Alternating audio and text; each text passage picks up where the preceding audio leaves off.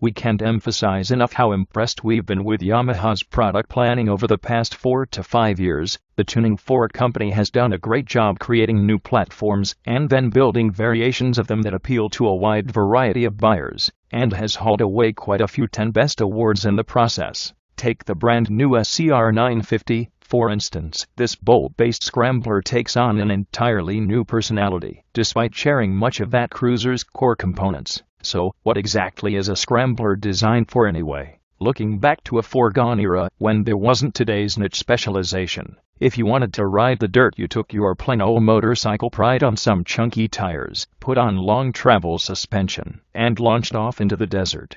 Riders of that age didn't know that they needed a 150 mph ADV bike with 10 inches of travel and cruise control, because that didn't exist yet. Things were simple, and people had fun on what they had. But Yamaha has been making a habit lately of building incredibly fun, amazingly affordable machines that make you just want to get out and ride. After spending a solid day in the saddle of the scr950 riding around the mountains near San Diego, I can report that Yamaha has once again nailed the less is more formula. This is one of those bikes that you simply have to look past the spec sheet and ride, as on paper there isn't a lot to tip you off to the fact that the bike is as fun as it is. Let's start with the engine. The bolt-based 942cc air-cooled twin has solutions borrowed from other models in Yamaha's stable, like ceramic composite-plated cylinders, roller rockers actuating 4 valves per cylinder, and twin-bore fuel injection. And although the mill isn't exactly going to rip your arms out of their sockets blasting away from the line, it is very satisfying just the same, especially on dirt roads.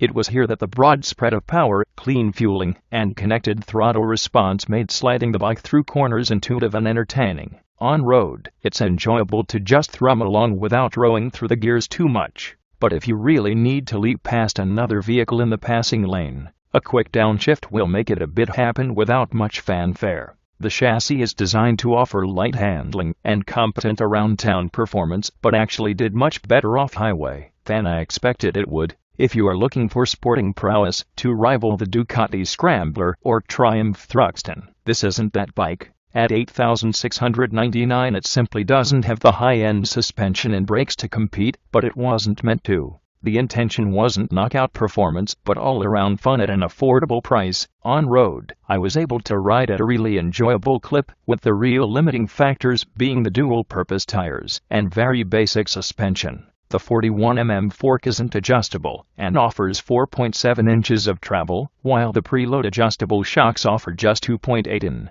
of motion. On the asphalt, the ride was good, but the combination of the limited rear travel and a really firm saddle meant the ride quality could be harsh when cruising on less than billiard-smooth roads. Off-road line choice was important to keep the suspension from bottoming out too nastily, but at a modest pace, it was very enjoyable on gravel, aided quite a bit by very predictable and stable handling manners. One thing that I clicked with on the SCR right away was the riding position. The mid-mount foot controls and tall steel off-road style handlebar put the rider in a very comfortable and neutral riding position. My only complaints are the aforementioned seat, sometimes difficult to read instrument cluster, and the right side air filter housing that was in almost constant contact with the inside of my knee and managed to bruise it by the end of the day.